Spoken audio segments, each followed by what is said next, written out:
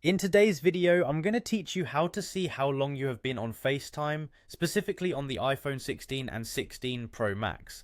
As we spend more time communicating over video calls, knowing the duration of your FaceTime calls can be quite handy.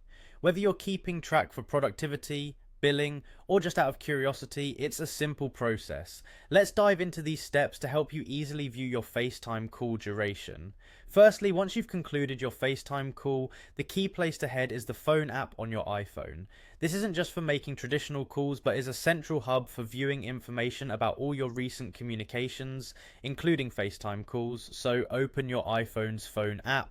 This is the app with the green icon that's usually found on your home screen. Once inside the phone app, you'll need to switch over to the Recents tab. This tab will display a list of your most recent calls, allowing you easy access to your call history. As you scroll through your recent calls, look for the particular FaceTime call for which you want to see the duration. You will notice a small information icon which looks like a lowercase I within a circle, located next to the FaceTime call entry. Go ahead and tap on this info icon. Tapping this icon provides you with detailed insights into that particular call.